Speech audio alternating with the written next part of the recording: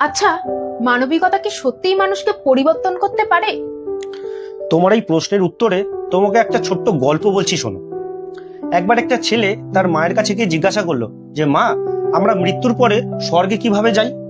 তখন তার মা তাকে বলল যে, তুমি সবসময় মানবিকতার পথ অবলম্বন করে চলবে। এই মানবিকতার পথই তোমাকে একদিন মৃত্যুর পরে স্বর্গে নিয়ে যাবে।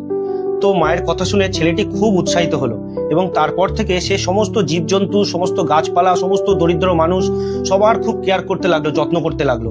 এমনকি সে সবসময় মনে মনে এটাই চেষ্টা করতে লাগলো যাতে সে ভুল করেও কোনো সময় কারোর মনে কষ্ট না দিয়ে ফেলে। তারপরে হঠাৎ একদিন যমরাজ তার সামনে এলো। আসার পরে যমরাজ তাকে বলল যে, তোমার সময় হয়ে গেছে, তোমাকে এবার আমার সাথে যেতে হবে। তখন ছেলেটি বলল, চলুন।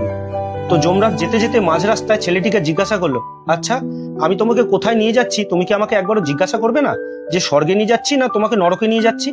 তখন ছেলেটি বলল যে, আপনি আমাকে যেখানে খুশি নিয়ে চলুন, তাতে আমার কোনো অসুবিধা নেই, সেটা নরক হোক বা স্বর্গ হোক। তখন যমরাজ জিজ্ঞাসা করলো, কেন? আমি যদি তোমাকে নরকে নিয়ে যাই তাহলে? তখন ছেলেটি বলল যে, আপনি যদি আমাকে নরকেও নিয়ে যান তাহলেও আমি সেটাকে স্বর্গ বানিয়ে দেবো। তখন যমরাজ অবাক হয়ে তাকে প্রশ্ন করলো যে, কিভাবে? তখন ছেলেটি বলল যে, আমি মানবিকতার পথ অবলম্বন করব আর নরককেও স্বর্গ বানিয়ে দেবো। বুঝতে পারলে?